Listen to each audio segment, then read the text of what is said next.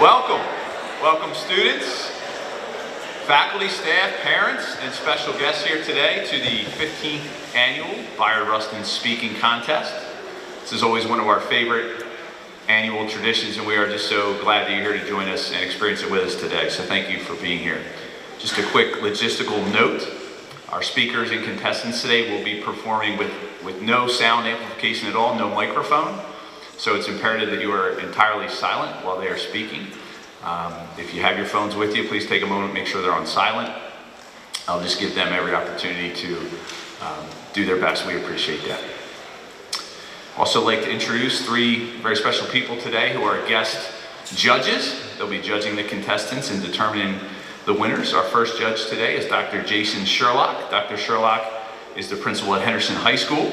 Prior to his principalship at Henderson, Dr. Sherlock was assistant principal here at Rustin from 07 to 13, and he proudly served as a senior class grade level administrator for the first Rustin graduating class in 2008. Please welcome Dr. Sherlock.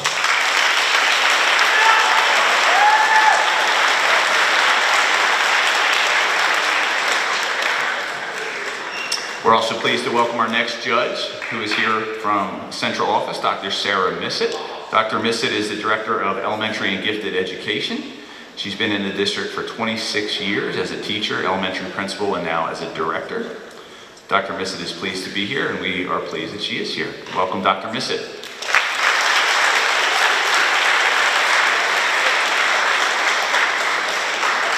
Our third judge today is Mrs. Deb Whitmire, who has been an active member of the school district's instructional community for over 25 years. She began her career as a primary teacher at Westtown, Thornbury, and Glen Acres.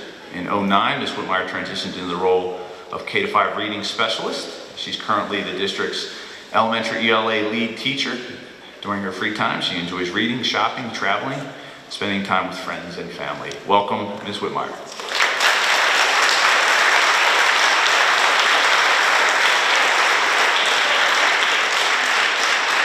And now we get to meet the stars of the show this morning.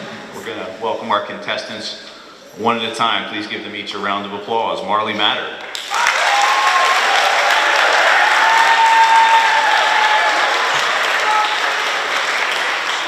Don Corcoran.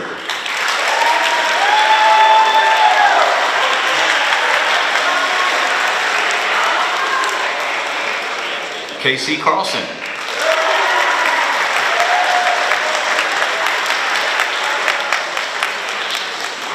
Amber Thomas.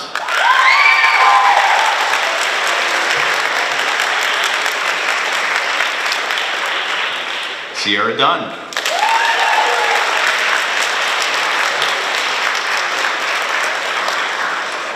Corinne Atwell.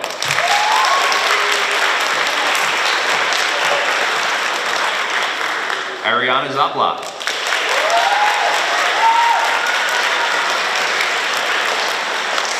And Matthew Knockinson.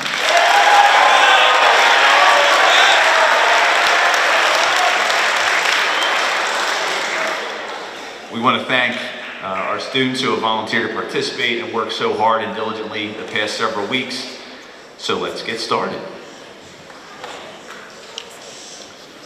According to the National Alliance on Mental Illness, 3.1 million people between the ages of 12 and 17 have experienced at least one major depressive episode in the last year. In his piece, Drowning Fish, Rudy Francisco encourages those who suffer from depression to not give up and stay hopeful even when things are at their worst. Here to present his spoken word poem is Marley Matter.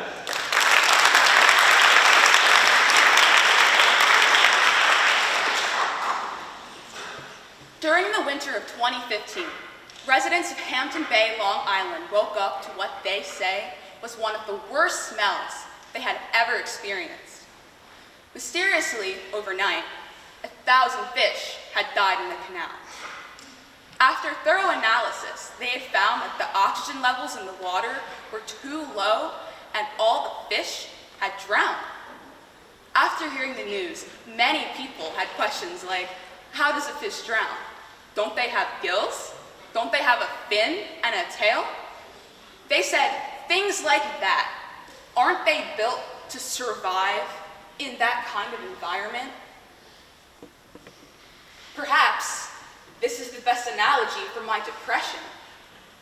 This angry deity, this jealous God, this thirsty shadow that wrings out my joy like a dish rat, turns every conversation into a conveyor belt that always begins with the phrase, "You look tired today." To be honest, getting out of bed has become a magic trick, and I am probably the worst magician I know. The sadness is the only clean shirt I have left, and the washing machine has been broken for months. When people ask me how I'm doing, I really want to say, I'm not in a good place right now, but that's not a polite answer. So instead, I pretend it's Halloween and I jack-o'-lantern my face into something acceptable, and I say I'm fine until it sounds like the truth. But sometimes, there's a help me chained to the ankle of it. I'm doing okay. Sometimes I'm fine is the quickest way to say I don't want to talk about it. Sometimes all the oxygen in the room becomes water. I feel like I'm drowning, sinking to the bottom, and running out of air. Sometimes I just want to die. But I made a promise to myself that I would not become another drowning fish, that I would not die in this canal. I heard that if you just take a deep breath and relax, the human body will naturally float to the top of the water, so I breathe. And I tell myself, it's gonna be okay. I cry, but I tell myself, it's gonna be okay, it's gonna be okay, it's gonna be okay. It is going to be okay because I know there is a better version of me somewhere in the future. She is staring at this moment, right here, and she is saying, Marley, thank you for not giving up on us. A few days ago, I was reading and I saw a run-on sentence and I thought, you know, that could have just ended right there, but it found a reason to keep going. I smiled and I said, well, same. Thank you.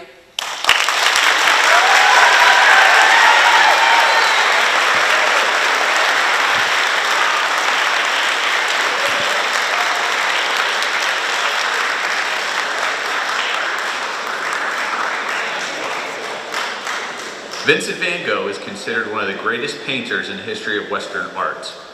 However, he lived a life far from easy, a life that many people today just might be able to relate to. Ignored by almost his entire family, Van Gogh was bullied, mocked, and belittled by almost everyone he met. From the time he was a child to the time of his death, he was always treated like an outcast. Australian poet Maria Williams utilizes Van Gogh's experiences to weave a poem that will connect with anyone who has ever faced torment of any kind. Appropriately titled Starry, Starry Night. Here to present Williams' poem is Junior Dominic Corcoran.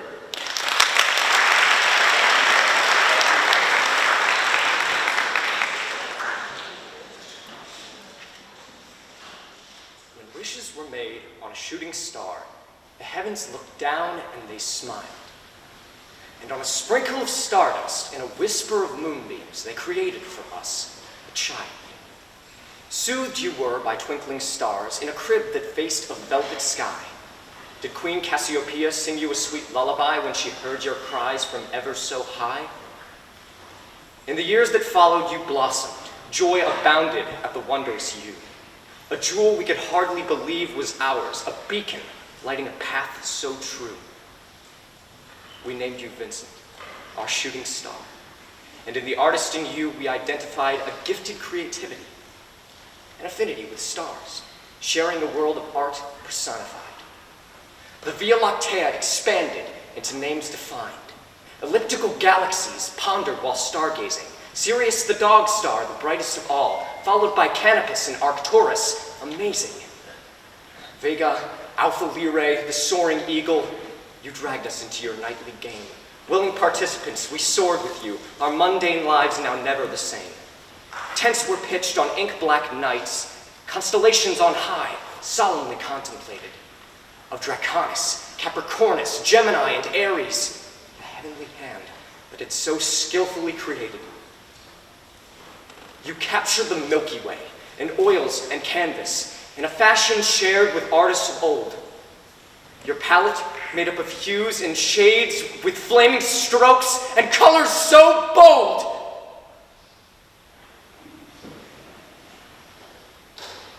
And then, it all changed. Why did it all change?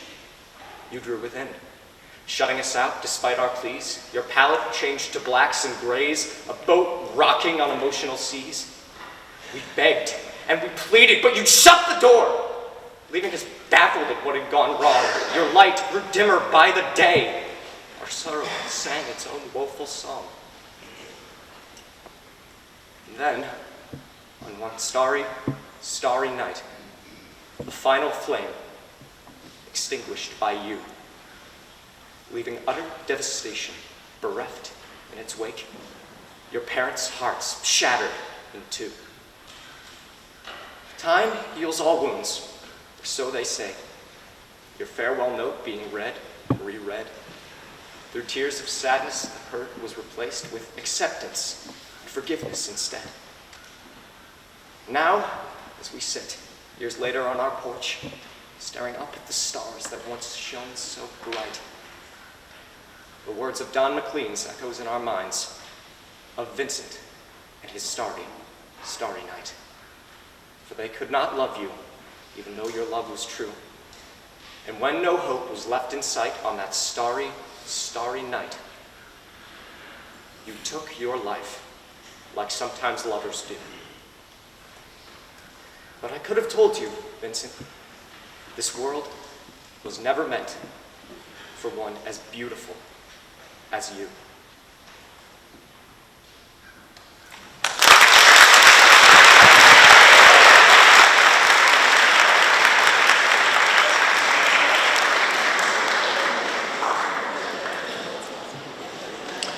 Even though we are currently shining a light on mental health issues in our country, there are still human impact stories and statistics that never seem to make it to the forefront.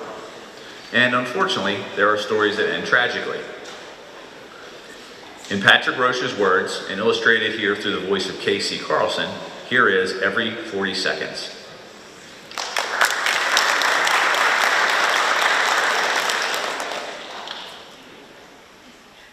In 2014, the World Health Organization released a report stating that at least 800,000 people commit suicide every year. That averages to one person every 40 seconds. Statistically speaking, by the end of this poem, 4 people will have taken their lives. 1. This is not a list poem. This is a eulogy for those swallowed by their own mind. This is a call to arms, a call to speak. It is not like at a family gathering when I mention mental health and I'm told not to spoil the turkey. That it is uncouth, impolite. It is better to stay in silence. This is me taking that silence and breaking it with my hands, my teeth, and tongue. This is people with mental illness banging our heads against the wall, not out of insanity, but to try and make some noise. Too often we are ashamed. Too often we are in silence too. Suicide is not a banshee screaming in your eardrum.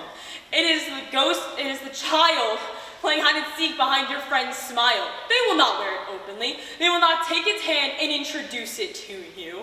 Suicide is a lonely ghost, desperate to give itself new playmates.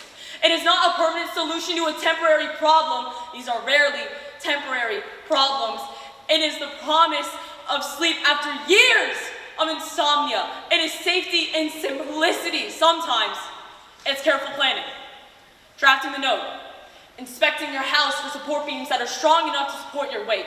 Or it is a flip switch, giving the right trigger or no trigger at all. It is painting a target on the highway divider, imagining the phone call my mother will get in the middle of a meeting. Sometimes it is sudden, it is not always arriving 3 at the most convenient time, but the clock keeps ticking every 40 seconds. This is not a list poem. This is the tea kettle rising to a soprano screech, but you keep ignoring it to watch TV. It keeps whistling and crying, but you still won't let it in. How much noise do I have to make? When we tell you that we are suicidal, it may be a cry for help, but it is not a sign of weakness. This is not a sign of weakness. This is saying we're fighting, and we've been fighting with every fist and weapon we have. I'm using my voice. It's all I have left. Fourth, over the years, I've made different versions of my suicide note. On the nights I almost killed myself, I usually ended up deleting it or throwing it out instead of sending it or leaving it for someone. I assumed the words would just make them uncomfortable. If I'm going to die, better not do it with all that fuss. Better to do it in silence. Hundreds and thousands of people are dying in silence, and because of silence, this is not a list poem. This is saying we can keep each other breathing. This is speaking louder than the stigma and hoping, praying that someone will listen. And another 40 seconds pass. Are they listening?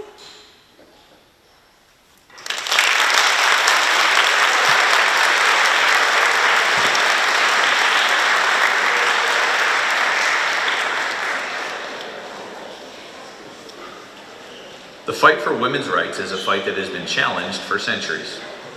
Sojourner Truth, a former slave, openly advocated for the rights of women and African Americans in the late 1800s.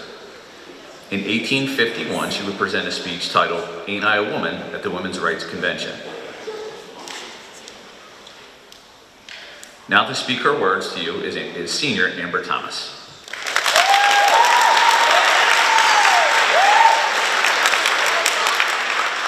Well, children, where there is so much racket, there must be something out of kilter.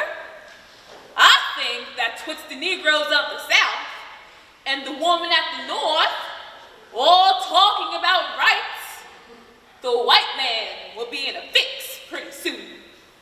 But what's all this here talking about? That man over there says that women need to be helped into carriages and lifted over ditches and to have the best place everywhere. Well, no one ever helped me in the carriages or over mud puddles or gives me any best place. And ain't I a woman? Look at me! Look at my arm. I have plowed and planted and gathered in the barns, and no man could have me. And ain't I a woman? I can work as much and eat as much as any man when I can get it, and bear the lash as well. And ain't I a woman? I have borne 13 children and seen most all sold off to slavery. And when I cried out with my mother's grief, none but Jesus heard me. It ain't I a woman. Then, let's talk about this thing in the head. What's this thing called? Intellect. That's it, honey. What's that got to do with women's rights or Negroes' rights? If my cup won't hold but a pint, and yours holds a quart, wouldn't you be mean not to let me have my little half measure full? Then, that little man in the black there, he says that women don't deserve the same rights as men because Christ wasn't a woman. Where did your Christ come from? Where did your Christ come from? From God and the woman. Men had nothing to do with him. If the first woman God had made was able to turn the world upside down all alone, then these women together ought to be able to get it back and turn it right side up again. And now, they is asking to do it. The men better bless you for hearing me. And now, also Jordan ain't got nothing more to say.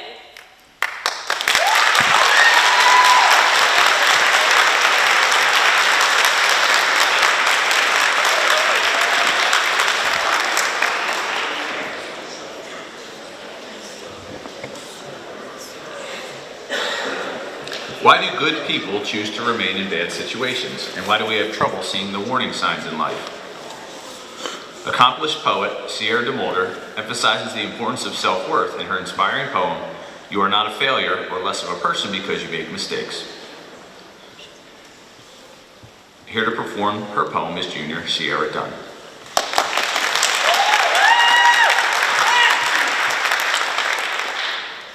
After Googling affirmations for abuse survivors, you have the fundamental right to a nurturing environment. And oh, what a home I've built in my skull. What a dark, feral forest. There is no furniture here, no artisan humanity, no gentle place to undress my own thoughts. You are a valuable human being.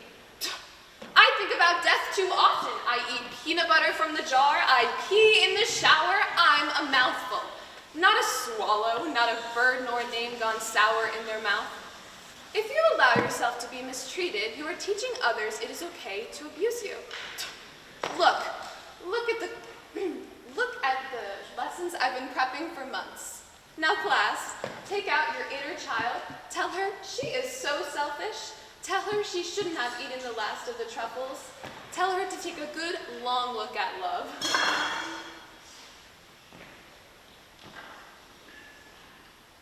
Her father gripping the throat of a payphone. Her mother slamming the screen door into the door, flinched. You cannot assume responsibility or accept blame for abusive behavior. I am so sorry, so sorry. They are so sorry, so sorry. Again and again, the conductor lifts her baton and the musicians tilt their horns and the song begins again and again and again. You are not causing your abusers unhappiness. I see it now. The wolf, the one my father tamed years ago, she is crouched under his nostrils, in his nails. I swear I didn't put her there. You do not have to feel guilty for allowing other people to take care of themselves. But what do I do with this leftover love for you? My hands were built for crawling upon. Do you know how hard it is to write yourself swath only in softness? To not worship the shipwreck that stranded you here. Here, you are not a failure or less of a person because you make mistakes. I am not a failure or less of a person because I make mistakes. I am not a failure or less of a person because I make mistakes. Your brokenness is being transformed and carrying you from darkness into light. I believe in gentleness. I believe in light. I am my own higher power. I will carry myself out. Thank you.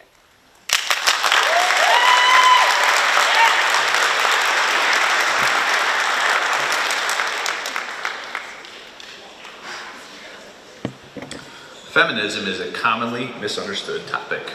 Critically acclaimed actress and activist Emma Watson speaks on both perspectives behind the word feminism in her 2014 He for She campaign speech.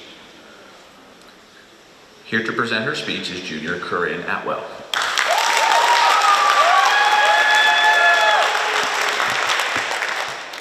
The more I have spoken about feminism, the more I have realized that fighting for women's rights has too often become synonymous with man-hating. If there's one thing I know for certain, it is that this has to change. For the record, feminism by definition is the belief that men and women deserve equal rights and opportunities.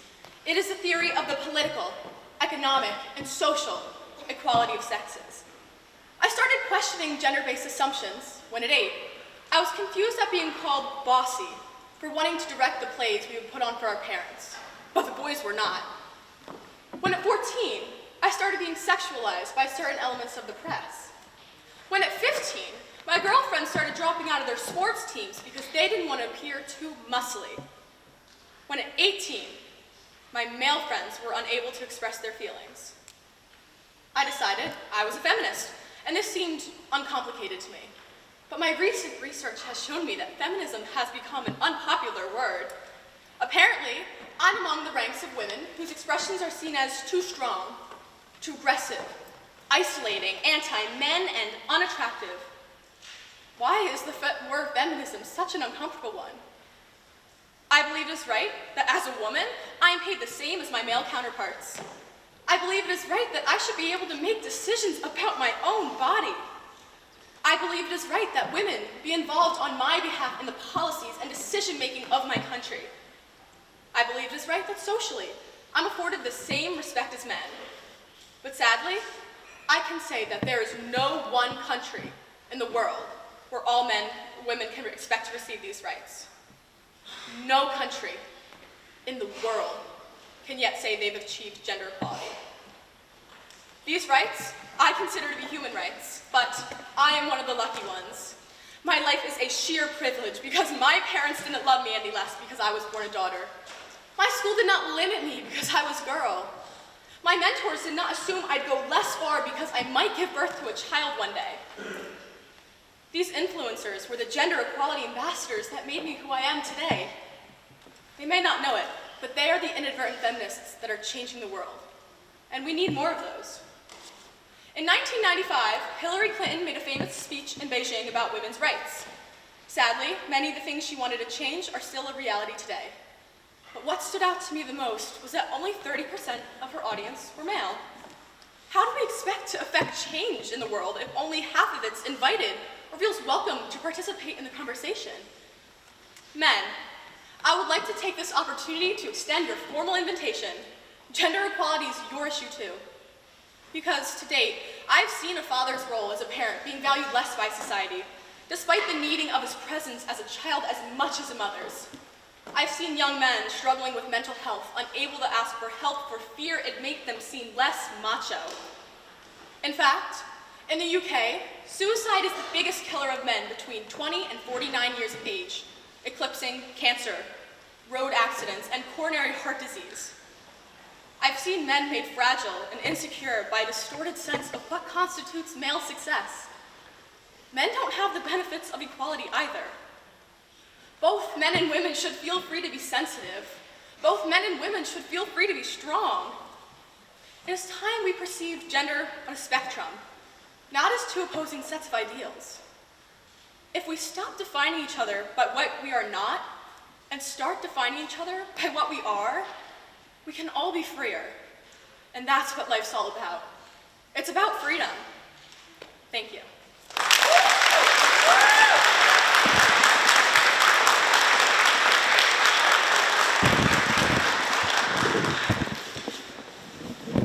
Everyone faces adversities in life, and overcoming them is one of the greatest challenges. For this reason, we should not forget everything we went through, where we came from, and who we are because of our experiences. Christiana Ray Colon, a teacher, poet, and activist, explores the significance of embracing your heritage in her piece, a remix for remembrance. Here to interpret Colon's poem is Senior Ariana Zabla.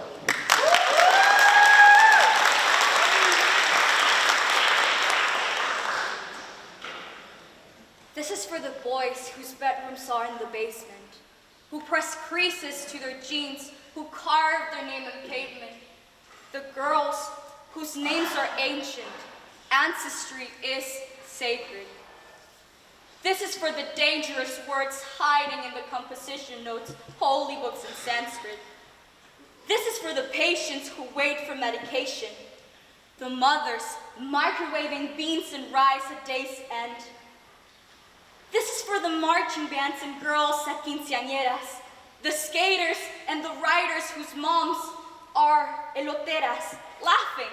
Cops don't scare us. We sag so elders fear us.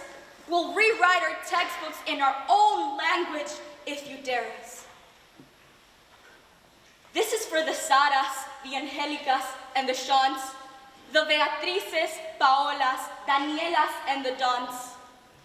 We scribble sunlight in the margins of horizons with our songs.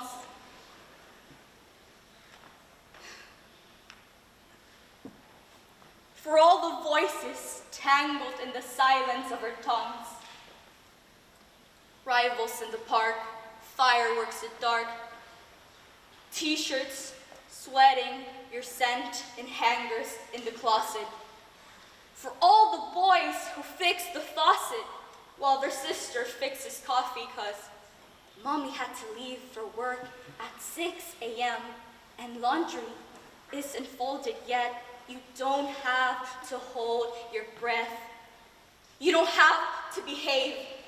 Stage your own rebellion. Paint canvases with rage and religion and prayers for the pilgrims who sleep on train cars in the border and their children. Filibust the Senate, bust markers on the pink line. Stain the persecution's case and force the judge to resign. Force the crowd. They'll rewind the lyrics you invented. Speak away the limits to heights of your existence. Be a witness, be a record, be a testament, be a crowd.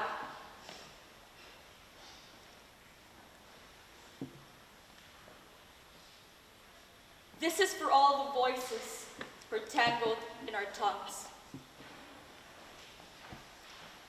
The open mouths that are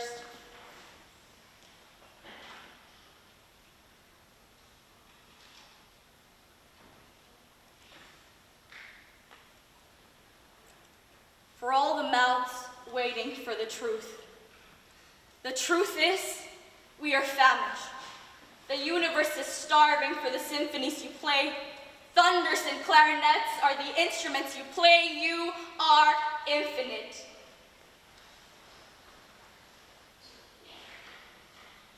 Stretch your hands to heaven. Let your throat throttle the rhythms of your tangled in the voices, in the silence, in your tongues. You're the 10th degree of sound. You're the borders in the sky. You're the nephews in the sky. You're the architectures of the winter. You're the builders of the roads that you're told you don't remember. You're the builders of the roads that you are told you don't remember. You are the builders of the roads that you are told you don't remember.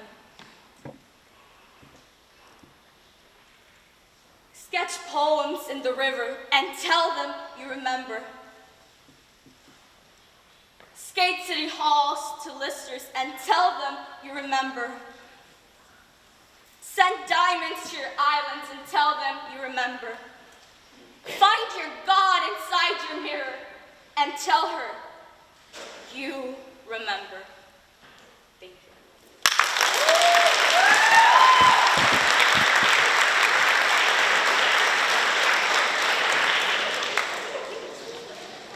Life is short, and we should learn to live it to the fullest.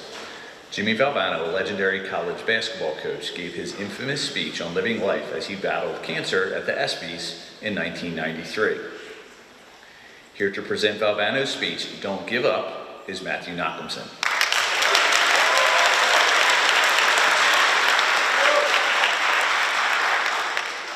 Thank you. Thank you very much. Thank you.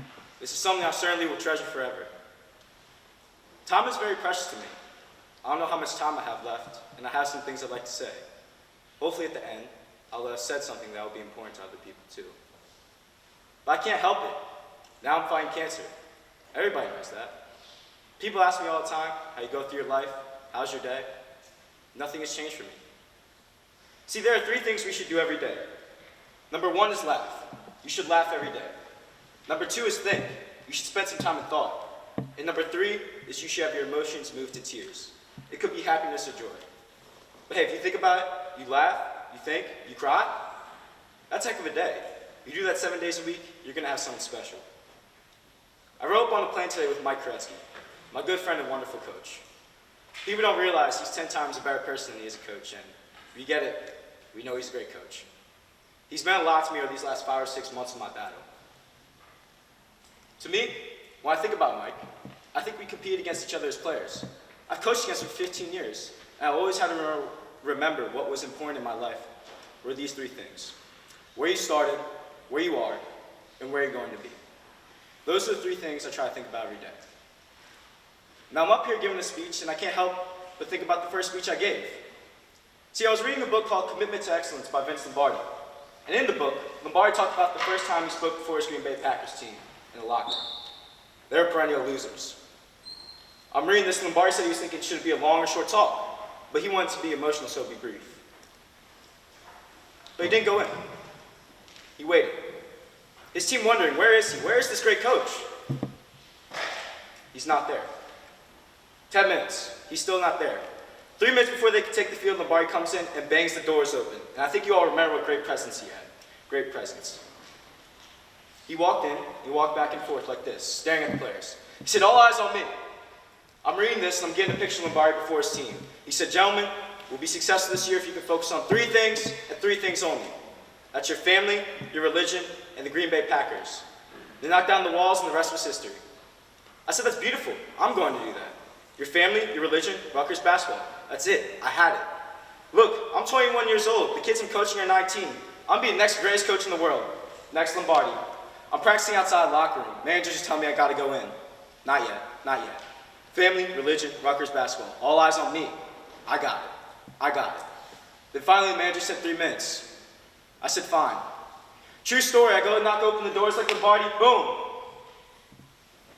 They don't open. I almost broke my arm. Now I was down, the players were looking. Help the coach out, help him out. Though I got back up. And like Lombardi, I walked back and forth. And I was staring at the players, I said, all eyes on me. These kids are 19, they wanted to play. Let's go, I said. Gentlemen, we'll be successful this year if you can focus on 3 things and 3 things only. Your family, your religion, and the Green Bay Packers. I told them, I did that. I remember that. I remember where I came from. It's so important to know where you are. I know where I am right now. How do you go from where you are to where you want to be? I think you have to have an enthusiasm for life. You have to have a dream, a goal. And you have to be willing to work for it. Now I know where I am right now, and I know what I want to do. What I'd like to be able to do is maybe give some hope to others. I thank you, and God bless you all.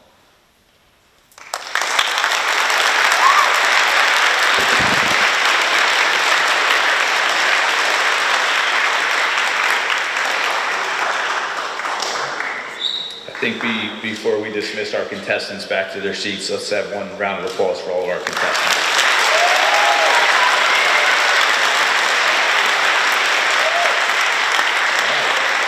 Contestants, you can take your seats in the front.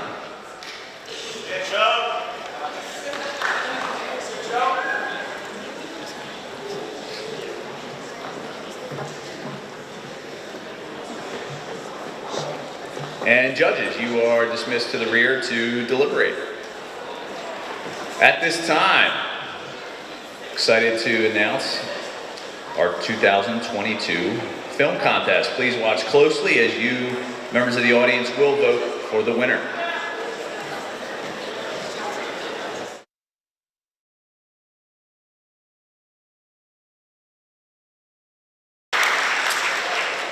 Very special thanks to our judges, Dr. Sherlock, Dr. Missett, and Mrs. Whitmire. And they would never put it in the script since they write it, but a very special thanks to our English department faculty for organizing this event. And could we please have our contestants back up on the stage?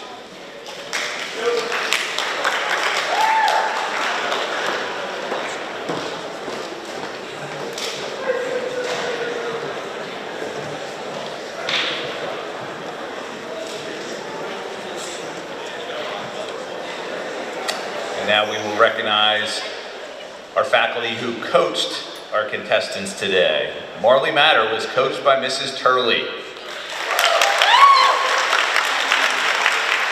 Don Corcoran was coached by Mr. Shoremount. Casey Carlson was coached by Mr. Burke. Amber Thomas was coached by Mr. Frechette. Sierra Dunn was coached by Mrs. Gallagher. Corinne Atwell was coached by Mrs. Bannister. Ariana Zapla was coached by Mr. Byerly. And Matthew Knockhamson was coached by Mrs. Doyle.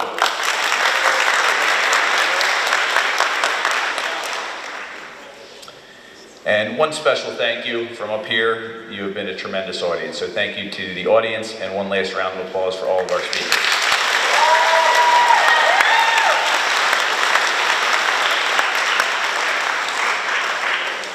And our winners today, we had a tie for third place with Matthew Knockhamson and Casey Carlson.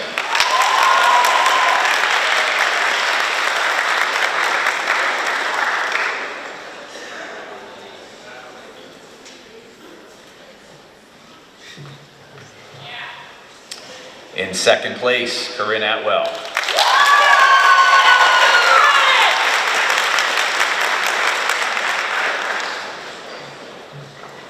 And the winner of the 15th annual Bayard Rustin Speaking Thomas. Oh, that was bad. Try that again. The winner of the 15th annual Bayard Rustin Speaking Contest is Amber Thomas.